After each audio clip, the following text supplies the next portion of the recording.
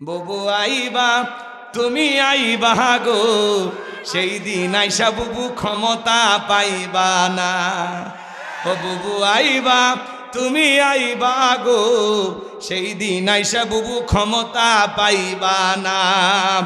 খোঁজ নাই বুবু কাদের কাকার, অবস্থা খারাপ দরবের বাবার, হাউ নাঙ্কেল এখন সামনেও আসে না। খোঁজ নাই বুবু কাদের কাকার, অবস্থা খারাপ দরবেশ বাবার, হাউ নাঙ্কেল এখন সামনেও আসে না। নেতা কর্মী সব জেলের ভিতর, আমি আসি ডরের ওপর, কখন জানি আসে গ্রেপ্তারি পরোয়ানা। বুবু আইবা তুমি আইবা গো, সেই দিন আইসা বুবু চিয়ার পাইবা না। ক্ষমতার চেয়ার থেকে নামা সহজ, কিন্তু এই চেয়ারে ওঠা কঠিন। অত সহজ না।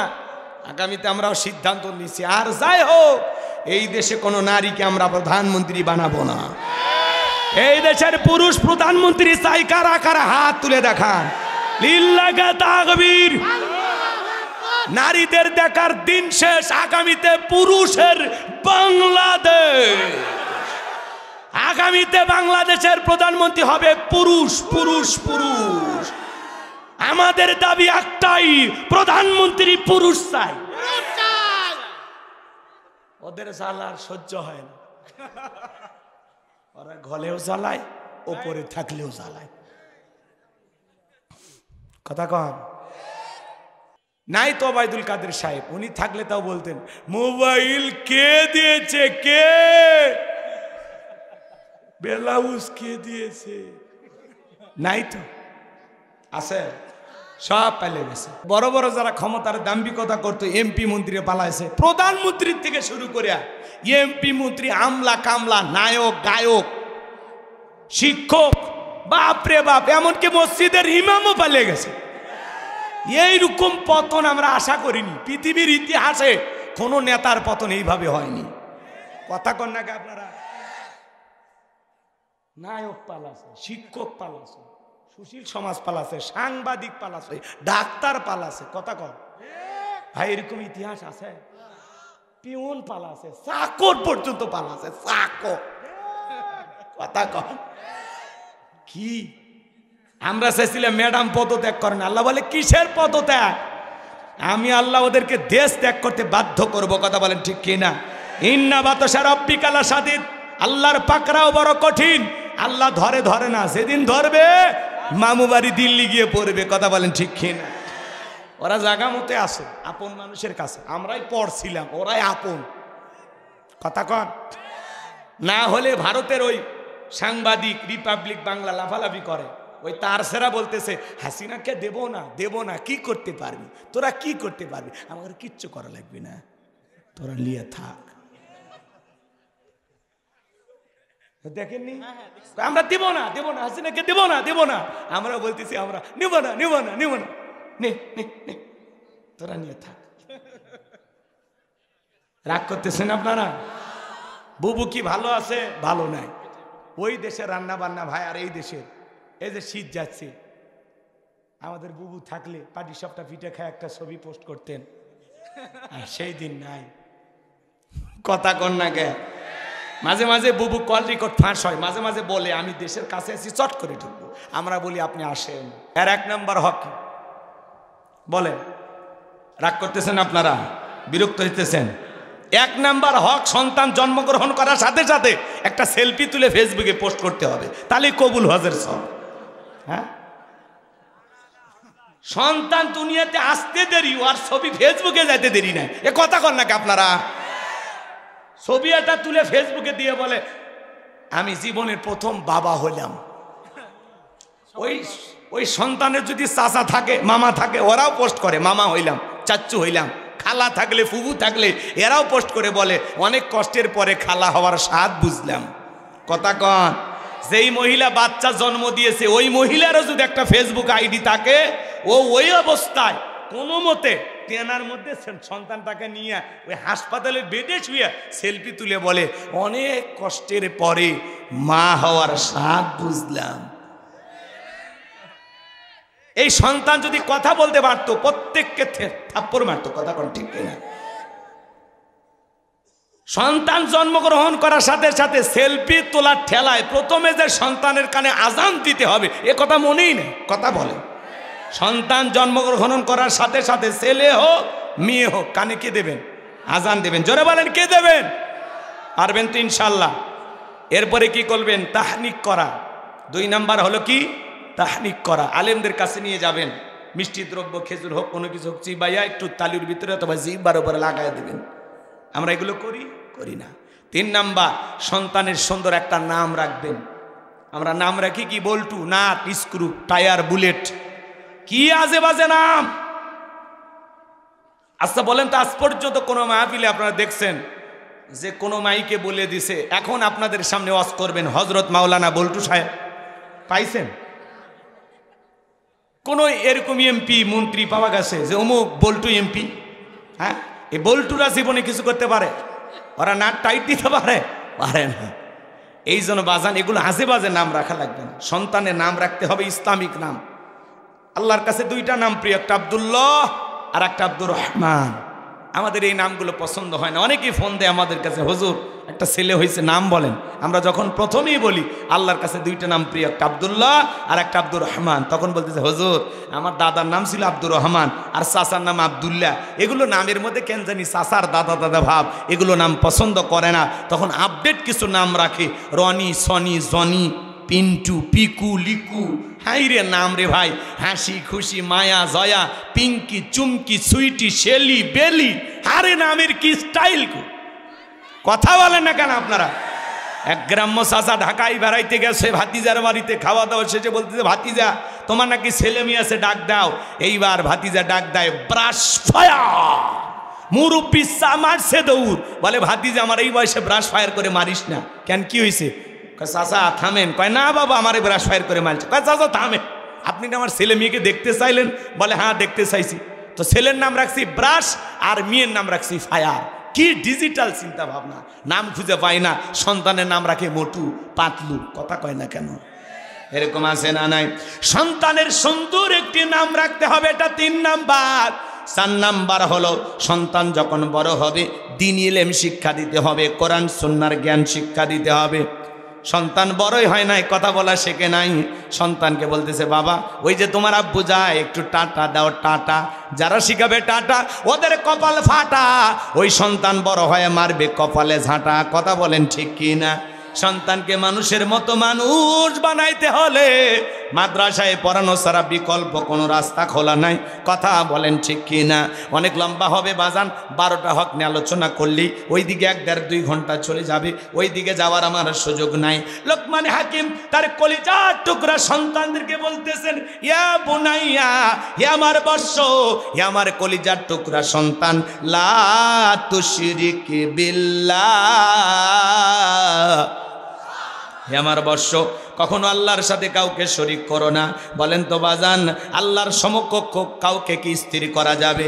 আল্লাহ ছাড়া কাউকে উপাস্য হিসাবে মানা যাবে? আসমান জমিনে আল্লাহর চাইতে বড় আর কেউ আছে? ওয়ালাম ইয়াকুল্লাহু কুফুয়ান আহাদ। আকাশ আর জমিনে আল্লাহর সমকক্ষ, আল্লাহর সমতুল্য আর কেউ নাই। চিৎকার মেরে বলুন আল্লাহু আকবার। লোকমানে হাকিম ডেকে বলে ও আমার ছেলেরা শোনো, লা তুশরিক বিল্লাহ, আল্লাহর সাথে কখনো কাউকে শরীক করবা না। ইন্না শিরিকা লা যুলমুন আযীম, শিরিক হলো সবচাইতে বড় জুলুম, সবচাইতে বড় অপরাধ, সব পাপের বড় পাপ নাম হলো শিরিক। শিরিক হলো মোট 42 প্রকার। এগুলোকে ভেঙে আবার 72 প্রকার হয়, সেগুলোকে ভাঙলে আবার হবে 120 প্রকার। সব কথা যদি বলতে যায় ওইদিকে 2-1 ঘন্টা লেগে যাবে বাজান গো আমার। আমাদের সমাজে প্রচলিত অনেক শিরিক আছে না নাই? বলেন তো মাজারে সিজদা দেওয়া কি শিরিক? জোরে বলেন কি? মাজারে সিজদা দেওয়া কি শিরিক? নেতার পায়ে সিজদা দেওয়া কি শিরিক? পীরের পায়ে সিজদা দেওয়া কি শিরিক? আল্লাহ ছাড়া এই মাথা দুনিয়ার কারো কাছে নত করা যাবে না। আপনি মাজারে সিজদা দিয়ে কি চান? একটা বেটা দে রে বাবা, একটা বেটা দে। তুই না বেটা দিলে আব্বা বেটা দেবে কে? মাজারে পিসা কি ছেলে মেয়ের কারখানা খুলে বসে আছে? রেডিমেড বাচ্চা চাইলেন আর একটা দিয়ে দিল। ছেলে মেয়ে দেওয়ার মালিক কে? সূরা সূরার ভিতরে আল্লাহ তাআলা বলেছেন আমি কাউকে ছেলে দেই, কাউকে মেয়ে দেই, কাউকে ছেলে মেয়ে উভয়টা দান করি, আবার কাউকে না দিয়ে আমি আল্লাহ বন্ধ বানায় রাখি। আল্লাহ দিয়া খুশি, আপনি নিয়ে খুশি। আল্লাহ দেবে না, ওর ওপরে সবর করতে হবে। কথা বলেন ঠিক এরা? আপনি 56টা দরবারে ছাগল মান্নত করেন, কথা বলেন না কেন? এক মাজারে দেখি ইট ঝুলা রাখছে মহিলারা, ইসাবের গম্বুজের আছে, নারিকেল গাছে, সব জায়গায় ইট ঝুলে। কেন? কয় হুজুর, যেই মহিলা নিয়ত করে ইট ঝুলে রাখছে, ইট যেমন ভারী হয় কিছুদিন পরে ওই মহিলার পেটও ভারী হবে। আমি বললাম, যে বোনদের বিয়ে হয়নি ওরা যদি 2-1টা ঝুলায় রাখে, ওদের পেটও কি ভারী হবে? এগুলো হলো সমাজের ভিতরে কঞ্চির আগা দিয়ে পানি বের হচ্ছে, ওইটা খালি নাকি পৃথিবীর সব সমস্যা মিটে যাবে। এই যে আমরা যে কিছু আজগবি কথা সমাজে প্রচলিত আছে, এগুলো বিশ্বাস করা যাবে না। সেজদা মাজারে না মসজিদে? জোরে বলেন। ইয়্যাকা না'বুদু ওয়া ইয়্যাকা নাস্তাঈন, তোমার ইবাদত করি, তোমার গোলামি করি, সাহায্য তোমার কাছে চাই। সন্তান হোক আর রিজেক হোক, জীবনে যা চাওয়ার চাইতে হবে কার কাছে? আল্লাহ আমার রব, তিনি আমার সব চাহিদা পূরণ করে দেবেন। কথা বলে ঠিক না? আল্লাহর কাছে চাইলে আল্লাহ দেবে, চাওয়ার মতো চাওয়া লাগবে। আল্লাহ বলেন, ফাইদা ফারাগতা ফানসাব ওয়া ইলা রাব্বিকা ফারাগাব। বান্দা, যখন তুমি নিঃস্ব অসহায় দুর্বল হইবা, তোমার শূন্য হাতটা আমি আল্লাহর দিকে পেতে ধরো, তোমার শূন্য হাতটা আমি আল্লাহ পূর্ণ বানায়া ফেরত দেব। চিৎকার মেরে বলুন সুবহানাল্লাহ। ভাইয়েরা আমার, তাহলে মাজারে সিজদা দেওয়া শিরিক, নেতার পায়ে সিজদা দেওয়া শিরিক, পীরের পায়ে সিজদা দেওয়া শিরিক, ট্রাকের পিছনে সেরা স্যান্ডেল ঝুলানো। কেন? কয় দুর্ঘটনার হাত থেকে বাঁচার জন্য। আছে না নাই বাজান? দুর্ঘটনা থেকে বাঁচানোর মালিককে। এরপরে টিয়া পাখির কাছে যা ভাগ্য গণনা করে, জ্যোতিষীর কাছে যা ভাগ্য গণনা করে, বলেন তো আগামীকাল তকদিরে কি আছে? কোনো কবিরাজ, কোনো জ্যোতিষী কি জানে? কথা বলেন না কেন? অনেকে আবার আংটির উপরে ভরসা করে। টেলিভিশনে আড্ডায় দেখেন না, আপনি কি মামলায় হেরে যাচ্ছেন, বিদেশে যেতে পারছেন না, বিয়ে করতে ভয় পাচ্ছেন, দাম্পত্য জীবনে অসুখী, আসুন এক আংটিতে সব সমস্যার সমাধান মিটে যাবে।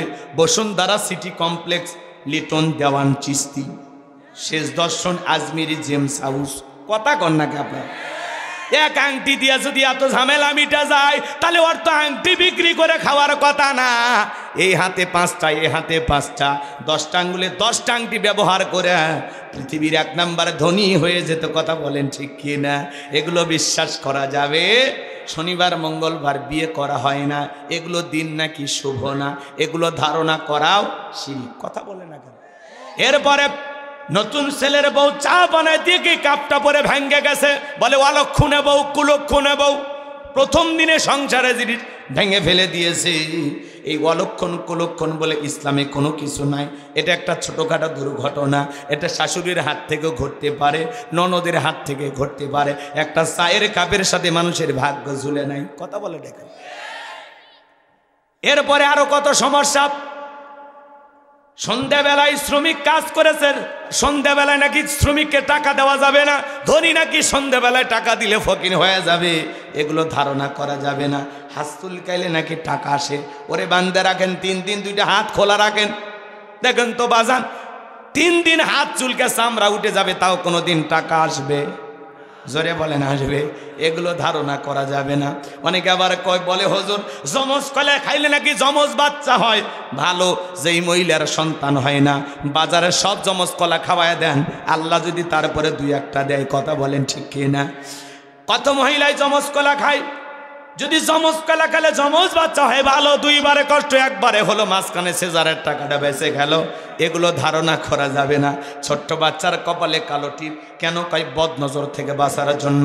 বলেন তো বাজান, ওই কালো টিপ কি সন্তানের বদ নজর থেকে হেফাজত করতে পারে? আপনার আমার জীবনের তকদিরের ভালো মন্দ কার কাছে? ওয়াল কদরিহি শাররিহি মিনাল্লাহি তাআলা ওয়াল বাসি বাদাল মাউত। তকদিরের ভালো মন্দ সবকিছু কার কাছে? প্রচলিত অনেক শিরিক আছে বাজান। আমাদের সমাজে নেতাদের একটা হাইব্রিড স্লোগান আছে, ধর্ম যার যার, উৎসব সবার। এই স্লোগান হলো কুফরি স্লোগান, ইমান ধ্বংস করা স্লোগান। এই স্লোগান কোনোদিন কোনো মুসলমানের মুখে মানায় না। মনে রাখবেন, ধর্ম যার, উৎসব তার। বৌদ্ধদের উৎসব বৌদ্ধদের কাছে, খ্রিস্টানদের উৎসব খ্রিস্টানদের কাছে, হিন্দু তাদের উৎসব হিন্দুদের কাছে, মুসলমানের উৎসব মুসলমানের কাছে। মুসলমানের উৎসবে তামাম পৃথিবীর মানুষ অংশগ্রহণ করতে পারে, কিন্তু মুসলমান অন্য কোনো জাতির উৎসব অন্য কোন জাতির উৎসবে অংশগ্রহণ করা জায়েজ নাই। কথা বলেন, কথা বলেন। এক ছেলে বলতেছে হুজুর মন্দিরে গেছিলাম, কয়েকটা কলা আর লাড়ু খেয়ে ফেলে দিস। আছে না নাই? আছে না নাই? বউ বাচ্চা সব নিয়ে দুর্গা পূজার মেলায় যাই, মাথায় টুপি মুখে দাড়ি, বউকে বোরকা পরায় সন্তানদেরকে সামনে নিয়ে দল বেঁধে চলে গেছে মেলায়, আবার যাই আর গান গাই মেলায় যাই রে। আছে না নাই? হুজুর এতই বোঝায় ভাই, হিন্দুদের কোন উৎসবে মুসলমান যাইতে পারে না। মুসলমান যেই জনপদের সরকার থাকবে, রাষ্ট্রপ্রধান থাকবে, অমুসলিমদের নিরাপত্তা তারা নিশ্চিত করবে। মুসলমানরা যেই জনপদের ক্ষমতায় থাকবে, ডিমের ভিতরে কুসুম যতটা নিরাপদ, মায়ের কোলে শিশু যেমনটা নিরাপদ, অমুসলিমেরা তার চাইতে বেশি নিরাপত্তা নিয়ে বসবাস করবে। আর বাংলাদেশে অমুসলিমেরা তো ঘর জামাইয়ের চাইতে বেশি আদরে আছে। এভাবে আমরা রাখতে চাই। কথা বলেন ঠিক কিনা? তাদের নিরাপত্তা নিশ্চিত করা যাবে, কিন্তু তাদের উৎসবে তাল মিলাইয়া ওরাও খাবে, আপনিও খাবেন, ওরাও ঢোল পিটাবে, আপনিও পিটাবেন না। অনেক নেতা আবেগের ঠেলায় বলে আপনি যখন মায়ের কাছে কিছু চাইবেন আমার নামে একটু চাইবেন। এই মফিস, আল্লাহ কি আর দিতে পারতেছে না? এটা কি কোনো নেতার কথা হইতে পারে? আর কি তার মা ঠিক আছে? কথা বলেন না কেন? আপনারা রাগ করতেছেন? মনে রাখবেন, আপনাদেরকে যদি আমি বলি, বলেন তো পুকুর জার মাছ সবার মানবেন? মানবেন না? ক্ষেত যার ফসল সবার মানবেন? চাকরি যার বেতন সবার মানবেন? বউ যার হক সবার মানবেন? আরে হুজুর কয় কি? মনে রাখবেন, গাছ যার ফল তার, পুকুর যার মাছ যার, চাকরি যার বেতন তার। কথা কয় না? বউ যার হক তার, ধর্ম যার, উৎসব তার। কথা কয়? আমাদের দুই ঈদের নামাজে অমুসলিমেরা আসে, জানাজায় আসে, জুমার নামাজে আসে, লাইলাতুল বরাদে আসে, লাইলাতুল কদরে আসে, মানুষ মরে গেলে জানাজায় আসে। তা আপনি কেন যান? তার মানে ওদের চাইতে আমাদের লজ্জা কম। আবার যদি মসজিদের ইমাম সাহেব বলে খবরদার দুর্গাপূজা চলতে আসলে ছেলে মেয়েদেরকে নিয়ে যাবেন না, খবরদার। হুজুর কি সুন্দর করে বুঝে, হুজুর একদিন না গেছি, আমি গেলে কি হিন্দু হয়ে গেলাম? আমি কি পূজা করবার গেছি? এমনি মেলা করবার গেছি। কি দলিল? মুক্তির খালা তো হয়, আছে না ভাই এরকম? এখন তো চায়ের কাপে কাপে মুক্তিরা করে, আছে না এরকম মুফতি সাহেব? কথা বলে না কেন? মুফতি মুহাদ্দিস চা খাইতেছে আর ফতুয়া ঝাড়তেছে। চা খাই 4 বার আর ফতুয়া ধারে 8টা। এরকম আছে না নাই? রাগ করতেছেন আমার কথা? রাগ করতেছেন? ছোট্ট একটা ঘটনা আমি আপনাদেরকে বলি, মন খারাপ করবেন। মনে রাখবেন, ধর্ম যার, উৎসব তার। গভীর মনোযোগ দিয়ে শুনবেন। বিশ্বনবী সাহাবায়ে কেরামদেরকে ডেকে বলতেছেন, আমার সাহাবীরা শোনো, একজন ব্যক্তি একটা মাছি মেরে জাহান্নামে চলে গেল, আর একজন ব্যক্তি মাছি না মেরে জান্নাতে চলে গেল। সাহাবায়ে কেরাম জিজ্ঞাসা করলেন, কাইফা ইয়া রাসূলুল্লাহ, নবী গো আমরা তো বুঝতে পারলাম না ঘটনাটা কি, একটু দয়া করে আমাদেরকে খুলে বলেন। বিশ্বনবী তো শোনো, এক দেশে এক জালেম বাদশা ছিল। এই জালেম বাদশার নিয়ম হলো রাস্তার মোড়ে মোড়ে প্রতিমা বানায় রাখছে। ওই বাদশার নিয়ম হলো যত মানুষ ওই রাস্তা দিয়ে হেঁটে যাবে, প্রতিমার নামে কিছু না কিছু দিয়ে যাওয়া লাগবে। আমার ভাইয়েরা, বিশ্বনবী ডেকে বলেন, আমার সাহাবীরা শোনো, ওই দিক দিয়ে একজন ইমানদার হেঁটে যায়। জালেম বাদশার লোকেরা ডেকে বলে, প্রতিমার নামে কিছু না কিছু দিতে হবে। ইমানদার ডেকে বলে, না, প্রতিমার নামে দেওয়ার মতো কোনো কিছু আমার কাছে নাই। জালেম বাদশার লোকেরা ডেকে বলে, শোনো, দেওয়ার মতো যদি কোনো কিছুই না থাকে, ওই যে প্রতিমার নাকের ডোকায় মাছি ভরে আছে, ওখান থেকে একটা মাছি মেরে নিরাপদে চলে যাও। এইবার এই কথাটা ইমানদার চিন্তা করলে, একটা মাছি মারলে কি এমন অপরাধ হবে? প্রতিমার নাকের টোকায় থাকা একটা মাছি মেরে লোকটা নিরাপদে চলে গেল। কিছুদিন পরে আর একজন ইমানদার হেঁটে যায়। জালেম বাদশার লোকেরা ডেকে বলে, শোনো, প্রতিমার নামে কিছু না কিছু দিয়ে যাও। ইমানদার ডেকে বলে, ভাই, প্রতিমার নামে দেওয়ার মতো কোনো কিছু আমার কাছে নাই, থাকলেও আমি দেব না, কারণ প্রতিমার জন্য কোনো কিছু দেওয়া মুসলমান হিসাবে আমার জন্য শিরিক। কথা বলেন না কেন? আমার ভাইয়েরা, গভীর মনোযোগ দিয়ে কথাগুলো শোনাবেন। এইবার জালেম বাদশার লোকেরা ডেকে বলে, শোনো, কয়েকদিন আগে তোমার মতো একজন ইমানদার একটা মাছি মেরে চলে গেছে, আজকে একই সুযোগ আমরা তোমারেও দিলাম। হয় একটা মাছি মেরে নিরাপদে চলে যাও, নহলে জালেম বাদশার নিয়ম অনুযায়ী দেহ থেকে কাল্লাটা আলাদা করে দেব। ইমানদার ডেকে বলে, ভাই কাল্লা দিতে রাজি আছি, কিন্তু আল্লাহ দিতে রাজি নাই। চিৎকার মেরে বলেন আল্লাহু আকবার। বাদশার লোকেরা ডেকে বলে, শোনো, শেষবারের মতো বলতেছি, প্রতিমার নামে কিছু না কিছু দিয়ে যাও, আর না হলে দেহ থেকে কাল্লাটা আলাদা করে দেব। ইমানদার ডেকে বলে, ভাই কাল্লা দিতে রাজি, আল্লাহ দিতে রাজি নাই। জালেম বাদশার লোকেরা এক কোপে দেহ থেকে আলাদা করে ফেলে দিল। আমার নবী বলে, যে মাসিমের নিরাপদে চলে গেল, ও মাসিমের নিরাপদে চলে যায় নাই, ও মাসিমের নিজেকে জাহান্নামে নিয়ে চলে গেল। আর যে ব্যক্তি মাসি নামের কাল্লা দিল, সে রক্তের সাগরে ভাসতে ভাসতে আল্লাহর জান্নাতে পৌঁছে গেল। বলুন সুবহানাল্লাহ। আরেকটু জোরে বলেন সুবহানাল্লাহ। আমাদের সমাজে মূর্তি সংস্কৃতি আছে না নাই? মানুষ মরে গেছে, তারপরে মরে মরে ভাস্কর্য বানায় রাখে। কথা বলে ঠিক কিনা? এই বাংলাদেশে 4,500 কোটি টাকা খরচ করে তারা ভাস্কর্য বানিয়েছে। কি হয়েছে? 5ই আগস্টে মানুষ ওই ভাস্কর্যের মাথার উপর উঠে পেশাব করছে। তাতে আপনার বাবার সম্মান কমছে না বাড়ছে? যে দেশের মানুষ খাইতে পারে না, ডাস্টবিনের খাবার কুড়ে খায়, যে দেশের মানুষ রেল স্টেশনে ঘুমায়, যেই দেশে কোটি কোটি যুবক তরুণ বেকার হয়ে ঘোরাফেরা করে, যেই দেশে একজন নারী 500 টাকার বিনিময়ে সতীত্ব বিক্রি করে পেটের ভাত জোগাড় করে, সেই দেশে যারা ভাস্কর্যের নামে বিলাসিতা করে 4,500 কোটি টাকা খরচ করেছে, প্রত্যেকটা টাকার হিসাব একদিন আল্লাহর কাছে দিতে হবে। কথা বলেন ঠিক কিনা? এই ভাস্কর্যের সংস্কৃতি, এটা মুসলমানের সংস্কৃতি হতে পারে না। উনি যদি বাবার নামে ভাস্কর্য না বানায়া ওই টাকা দিয়া মসজিদ মাদ্রাসা বানাইতো, গরিব দুঃখীকে খাইতে দিত, অভাবগ্রস্ত মানুষদের কর্মস্থানে ব্যবস্থা করে দিত, চিকিৎসার ব্যবস্থা করত, তাহলে ওনার বাবার কবরে বিকাশ হয়ে সব পৌঁছে যেত। কথা বলেন ঠিক কিনা? তার মানে আপনারা কি বুঝলেন? একটা মাছি মারার মতো সামান্য শিরিকও করা যাবে। শিরিক মারাত্মক গুনাহ। অনেক কথা বলা যায়, কিন্তু সময় নাই। শোনেন, আমি সংক্ষিপ্ত করে বলতেছি যে কথা, এদিক খেয়াল করেন। আপনাদের একটা ভিআইপি গেস্ট আসবে বগুড়া শহর থেকে আপনার বাড়িতে, তার জন্য সকাল থেকে রান্না বান্নার আয়োজন, খাবারের প্লেটটা সুন্দর করে সাজাইছেন। এখানে গরুর গোস্ত, খাসির গোস্ত, হরিণের গোস্ত, কথা কি বোঝেন নাই, সব দিয়ে সাজাইছেন, দেশি বিদেশি মুরগি, তারপরে বল মাছ, রুই মাছ, এইভাবে সব মাছের আইটেম দিয়া একেবারে 52 পদের খাবার দিয়ে প্লেটটা সাজাইছেন। চিন্তা করলেন, ছোট্ট ছেলেটারে অনেক ভালোবাসি, ওর সামান্য একটু পাতলা পায়খানা প্লেটের এক কোনায় দিয়ে রাখছেন। বলেন তো বাজান, পৃথিবীর কোনো মেহমান এই খাবার খাবে? এবার খাবারের পরিচিতি চলতেছে মেহমানের সামনে। এটা কি? গরু। এটা খাসি। এটা কি? এটা মাছ। এটা কি? এটা কি? বলছে এই যে এটা কি? তখন বলতেছে, ভাই প্লেটে সবই দিলাম, ছেলেটাকে খুব ভালোবাসি, ওর সামান্য একটু পায়খানা দিচ্ছে, আপনি খেয়ে নেন। টাকা দিলেও খাবে, পিটাইলেও খাবে। এটা কি হাসির জন্য বললাম না? শোনেন, আপনার আমল নামার একটা প্লেট আছে, প্লেটে নামাজ, রোজা, হজ, যাকাত, অনেক ভালো ভালো আমল আছে, কিন্তু এই আমলের প্লেটে যদি সামান্য শিরিক মিশ্রিত থাকে, ওই শিরিক মিশ্রিত কোনো আমল, ইবাদত আল্লাহর দরবারে কবুল হবে না। কথা বলে ঠিক কিনা? এই জন্য মুসলমান, শিরিক থাকার কারণে আপনার সমস্ত ভালো আমলগুলো আল্লাহ বরবাদ করে দেবেন। এই জন্য শিরিক মুক্ত আমল করার দরকার আছে না নাই?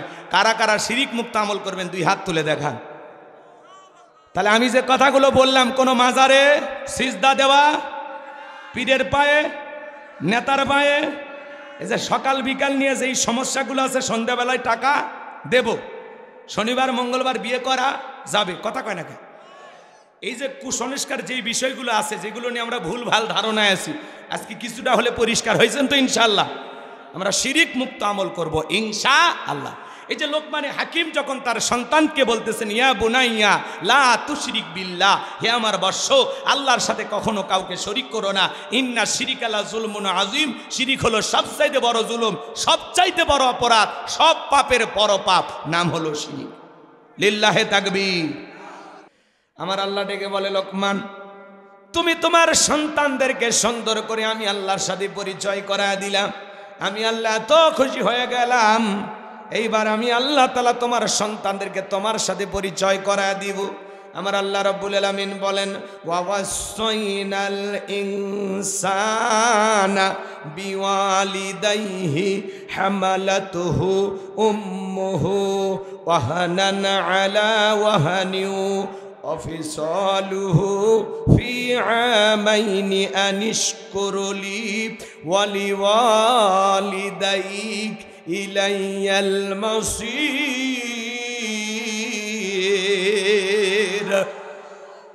আমার আল্লাহ রাব্বুল আলামিন জানিয়ে দিলেন আমি তো মানুষকে নির্দেশ দিয়েছি তারা যেন মাতা পিতার সাথে সদাচরণ করে, উত্তম ব্যবহার করে, কারণ তার মা কষ্টের পর কষ্ট সহ্য করে সন্তানটাকে গর্ভধারণ করেছে, 2-2.5 বছর বুকের দুধ পান করাইছে। সুতরাং আমার প্রতি কৃতজ্ঞতা প্রকাশ করো এবং মাতা পিতার প্রতি কৃতজ্ঞ হও। তোমরা সবাই তো আমি আল্লাহর দিকে প্রত্যাবর্তন করবা। এই যে আল্লাহ তাআলা পিতা মাতার খেদমতের কিছু কথা তুলে ধরেছেন, আমি যদি কয়েকটা মিনিট বলে আপনারা কি রাগ করবেন? মা বাবা সবাই ভালোবাসেন কিনা আপনারা? ভাইয়েরা আমার, আজকে 95% পরিবারে মা বাবা অবহেলিত, লাঞ্ছিত, বঞ্চিত, সন্তানের দ্বারা ঘৃণার পাত্র হয়ে গেছে। কথা বলেন ঠিক কিনা?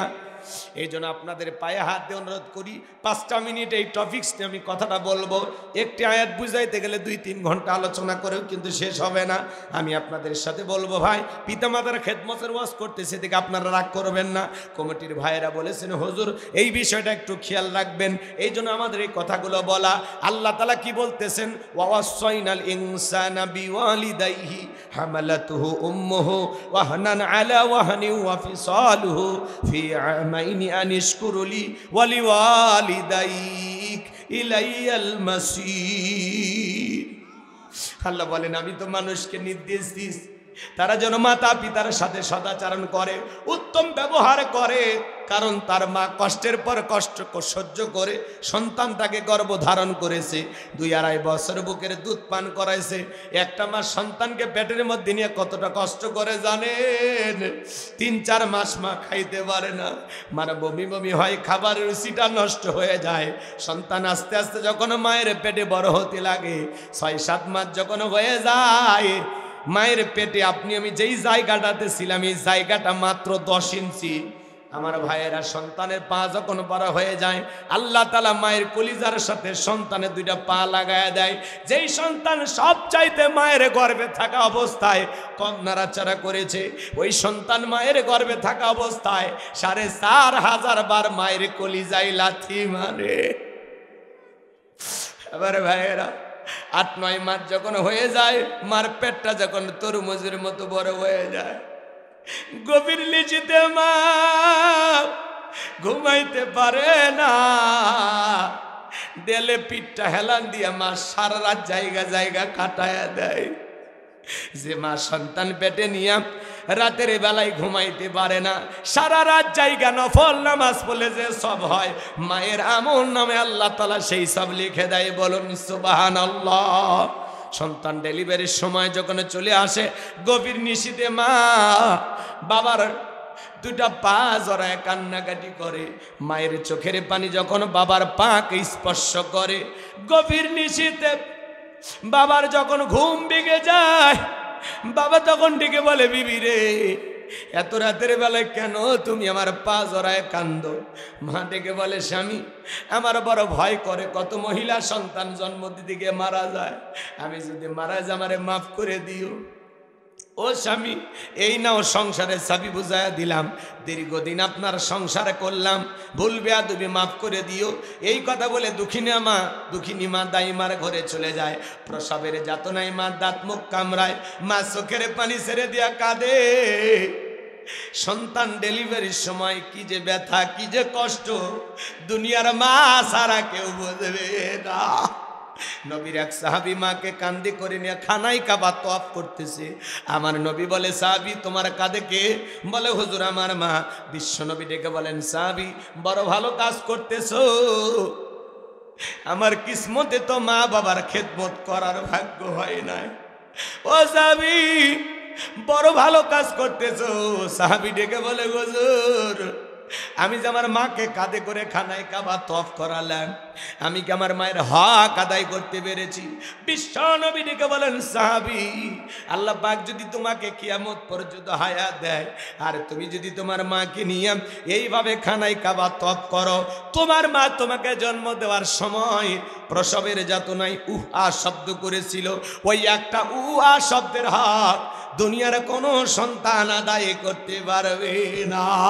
বিশ্বনবী বলেছেন, হুমা জান্নাতুকা ওয়া নারুকা, তোমার পিতামাতাই তোমার বেহেশ, তোমার পিতামাতাই তোমার দোজখ। পিতামাতা খুশি, আরশের মালিক খুশি। পিতামাতা বেজার, আরশের মালিক আল্লাহ বেজার। হে যুবক, যে মা সন্তান জন্ম দিদিকে প্রসাবের যাতনায় চোখের পানি ছেড়ে দিয়া কান্না করলেন, ছোট্ট বালতির মতো এক বালতি রক্ত মা শরীর থেকে ঢেলে ফেলে দেয়।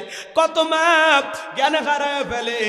কিছুক্ষণ পরে মা দুঃখিনী যখন হুঁশ ফিরে পায়, ডেকে বলে, কই আমার সোনা মানিক, আমার কোলে দাও।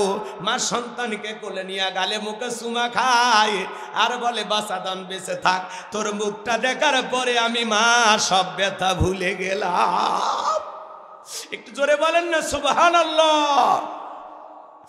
একটা মা যে কত কষ্ট রে ভাই, একটা মা যে সন্তানের জন্য কত কষ্ট করে, কি বলে আপনাদেরকে বুঝাবো। আজকে আমরা মা বাবার কথা ভুলে গেছি।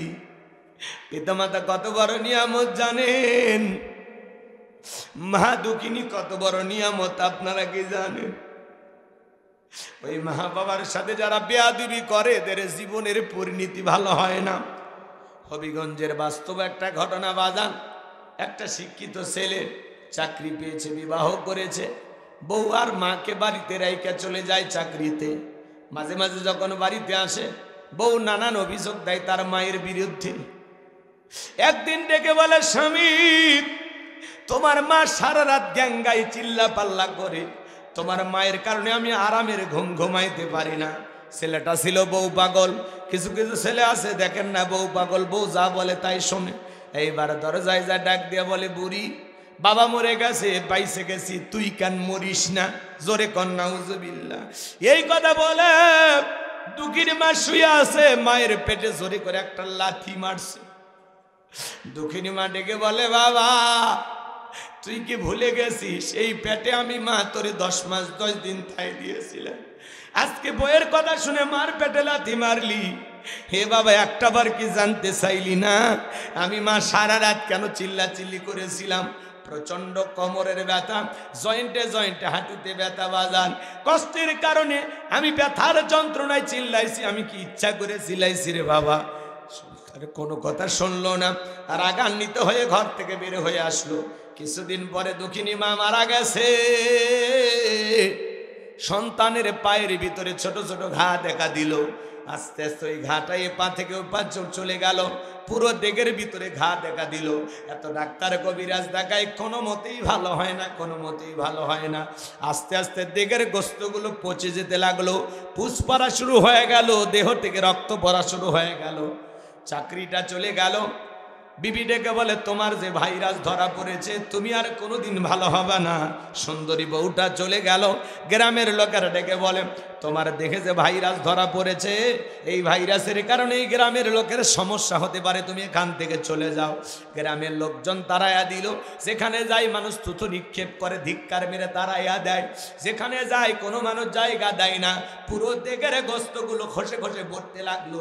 একদিন হঠাৎ করে তার চেহারাটার দেখা তার ছোটবেলার শিক্ষক ডেকে বলে, বাবা, তোমারে দেখে চেনা চেনা লাগে, তুমি তো আমার ছাত্র ছিলে, শুনেছিলাম চাকরি পাইছো, বিয়ে করছো, ভালো আছো, আজকে তোমার জীবনের এই অবস্থা কেন? ডেকে বলে, স্যার, আপনারা তো শিখাইছেন স্যার, আপনাদের শিক্ষা তো আমি সঠিকভাবে ব্যবহার করতে পারি নাই। ও স্যার, জীবনে কোনোদিন যদি পারেন আমার এই কথাগুলো দুনিয়ার মানুষকে আপনি জানায়া দেবেন। আপনার সব কথা সত্য স্যার, আমি চাকরি পেয়েছিলাম, বিয়ে করেছিলাম, ভালোই দিন চলতেছিল, কিন্তু আমি বইয়ের কথাকে প্রাধান্য দিতে গিয়া, বউকে বেশি খুশি করতে গিয়ে একদিন দুঃখিনী মায়ের পেটে লাথি মারছিলাম। মা আমাকে দুনিয়ার জমিনে কিছুই বলে নাই। মা মারা যাওয়ার কিছুদিন পর থেকে আমার পায়ের ভিতরে ঘা দেখা শুরু হলো। এই ঘাটা পুরো দিকের ভিতরে সরে আজকে এই অবস্থা। ও স্যার, আমার এই জীবনের পরিণতি হওয়ার পিছনে একমাত্র আমি দায়ী। আমার মায়ের বদদুয়া লাইগা গেছে, মায়ের সাথে চরম বেয়াদবি করার কারণে আমার জীবনটা আজকে এই অভিশপ্ত এই অবস্থায় পরিণত হয়েছে। আমার ভাইয়েরা, বাস্তব কথা আপনাদের উদ্দেশ্যে বলে দিয়ে গেলাম বাজার। এই জন্য যারা পিতা মাতার সাথে খারাপ ব্যবহার করবে, মাতা পিতার মনে কষ্ট দেবে, পিতা মাতা যদি মন থেকে একবার বদদুয়া দেয়, তোমার আমার জীবন তছনছ হতে ওলট পালট হতে সময় লাগবে না। রাস্তায় এদিক খেয়াল করেন, 10 তলা 20 তলা বিল্ডিং এর মালিক হতে পারেন, পিতা মাতা যদি বদদুয়া করে দেয়, ওই 10 তলা 20 তলা বিল্ডিং থেকে আল্লাহ তাআলা রাস্তার ভিক্ষুক বানায় দিতে পারে। পিতা মাতা যদি দোয়া করে বাজার, ওই পিতা মাতার দোয়ার কারণে আল্লাহ তাআলা রিক্সা চালক ভ্যান চালক থেকে কোটিপতি বানায় দেবে।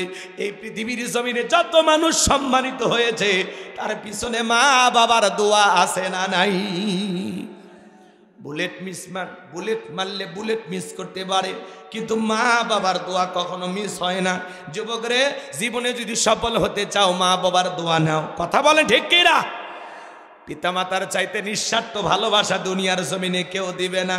এই জন্য আল্লাহ বলেন, ওয়াকাদা রাব্বুকা আল্লা তা'বুদু ইল্লা ইয়্যাহু ওয়া বিল ওয়ালিদাইনি ইহসানা।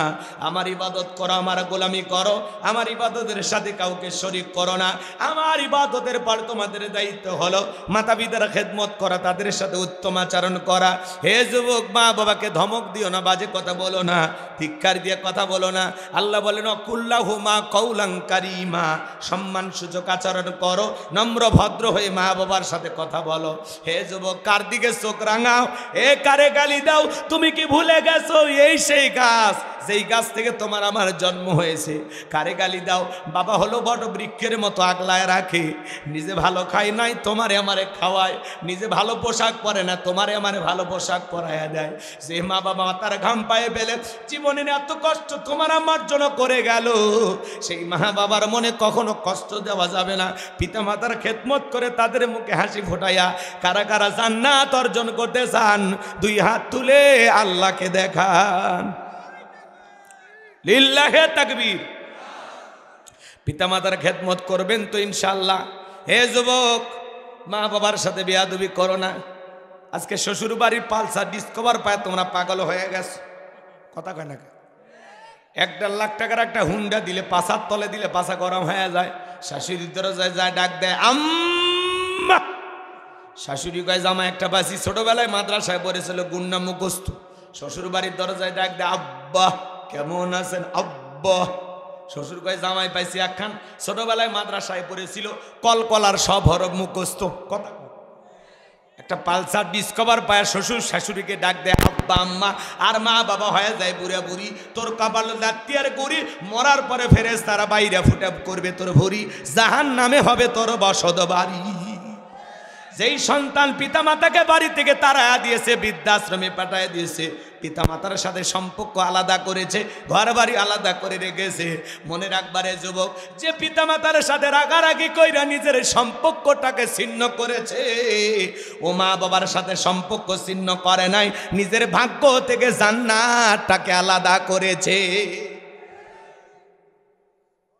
একটা শিক্ষিত লোকের গল্প পড়েছিলাম। কিসে কিছু কইছে? অনেকে আবার কয়, হুজুর বাপ মা আমি দেখবো না, প্রয়োজন আমি জাহান্নামে যাবো। এখন তো টিয়ার পাচ্ছেন না, মরলে টিয়ার পাবেন। আপনার পিতামাতা যদি আপনারে ঠকায়, আপনারে কম ভালোবাসা দেয়, কম সম্পত্তি দেয়, সমস্যা নেই, এই দায়িত্ব পিতামাতাকে নিতে হবে। তারা এই বিষয়ে আল্লাহর কাছে হিসাব দেবে, কিন্তু আপনার দায়িত্ব আপনি পালন করেন। কথা বলেন না কেন? একটু 2-1 কম বেশি হয়ে গেলে, আরে বেটা এটা এই নষ্ট, তোমার যে হক এটা তো নষ্ট করেছে তোমার মা বাবা, তো তাদের বিচার হবে না আল্লাহর আদালতে। তোমার টেনশন কে? তোমার কি যে টেনশন? তোমারে কম দিয়েছে সমস্যা নেই, তুমি তোমার জায়গা থেকে ভালোবেসে যাও। অনেক পিতামাতা ভুল করে, পিতামাতাও ভুল করে, কিন্তু ওই ভুল ধরার জন্য ইসলাম তোমার আমার অনুমতি দেয়। কোন ভুল ধরার অনুমতি দিছে? পিতামাতা যদি বাধ্য হয়ে শিরিক করায়, পিতামাতা বাধ্য হয়ে যদি গুনাহ করার কাজে তোমাকে আমাকে বাধ্য করে, তখন আমরা ওই জায়গা থেকে তাদের এই কথাগুলো শুনবো না, তাহলে আমাদের ভালো সব হবে। কিন্তু সামান্য সম্পত্তি, সামান্য এদিক সেদিক বুঝাবেন যে আব্বা আপনি তো ইনসাফ ঠিক করলেন না, তো ঠিক আছে সমস্যা নেই, আপনি বাবা, আপনি যেটা বলছেন সেটা করছেন, সমস্যা নেই, আলহামদুলিল্লাহ আলহামদুলিল্লাহ। আপনি সঠিকটা করলেও আল্লাহ দেখেছে, ব্যাঠিকটা করলে আল্লাহ দেখেছে, ব্যাস আপনি আপনার দায়িত্ব পালন করেন। পিতামাতা যদি ইহুদিও হয়, কাফেরও হয়, তবুও তাদের সাথে সম্পর্ক ছিন্ন করার কোনো সুযোগ নাই, তবুও তাদেরকে দেখতে হবে।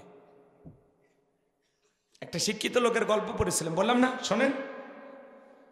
বাড়িতে অনেক খাবার, ভিআইপি খাবার, তেহেরি নেহেরি বিরিয়ানি রোস্ট, কোনো খাবারের অভাব নাই, বাপ রে বাপ সেই খাওয়া।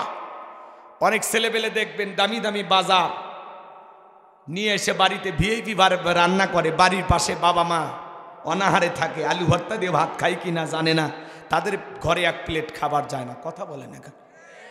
জোরাতালি দাও, বন্ধু বান্ধব বগুড়া থেকে আসে কাহালু 5 গ্রাম দাওয়াত খায়া যায়, আর বাড়ির পাশে রক্তের আপন ছোট ভাই দাওয়াত পায় না, ওরে বেঈমান। ও নাকি মুসলমান। কিসের মুসলমান রে তুমি? কিসের মুসলমান? কোন দিক দিয়ে জান্নাতে যাবে?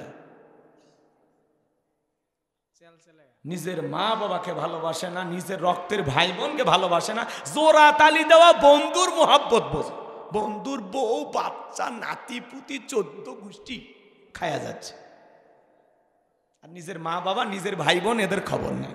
রক্তের সম্পর্ক ছিন্ন করা হারাম।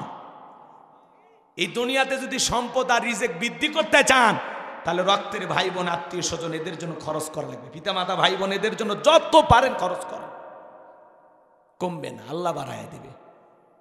আর আমরা এদেরকে অবহেলা করি। শোনেন, লম্বা করার কোনো সুযোগ নাই, এদিক শোনেন।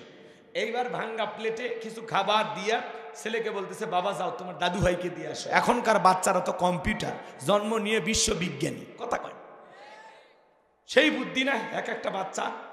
তখন বলতেছে, আব্বু আমরা এত ভালো খাইলাম, আর দাদুর জন্য এই খাবার ব্যাপারটা কি? তখন বলতেছে, তোর দাদুর বয়স হয়ে গেছে, এই খাবার দিয়া এতেই চলবে। ছোট্ট বাচ্চা ডেকে বলে, বাবা আপনার যখন বয়স হবে দাদুর মতো, এই প্লেটটা আমি যত্ন করে রেখে দেব, এই একই প্লেটে আমি আপনারেও খাইতে দেব। শিক্ষিত মানুষ বিবেকের দরজা খুলে গেছে, দেখে বলে, বাবা কলেজ বিশ্ববিদ্যালয় স্কুল প্রাইমারিতে যা শিখতে পারি নাই, আজকে তোর কাছে তাই শিখলাম। ভাঙ্গা প্লেটের খাবার ফেলে দিয়া সন্তানকে বুকে জড়ায় নিলেন, বাবাকে যেখানে ফেলায় গেছে ওই রুম থেকে নিয়ে যায় ভিআইপি রুমের ভিতরে নিয়ে যায়, গোসল করায় দিলেন, নতুন জামা পরা দিলেন, আদর যত্ন করতেছেন। বিবি দেখে বলে, কি ব্যাপার? এই বৃদ্ধ মানুষটাকে আবার ওপরে তোলেন, কারণটা কি? বলে, বেশি কথা বলবি না, আজ থেকে আমরা যা খাবো বাবা তাই খাবে, আমরা যা পরবো বাবা তাই পরবে, আমরা এই রুমে ঘুমাবো, পাশের রুমে বাবা ঘুমাবে, খবরদার বাবার সাথে কোনো বাড়াবাড়ি করা যাবে না, যদি করিস বাড়াবাড়ি 1 2 3 পাঠাইয়া দিব তোর বাপের বাড়ি।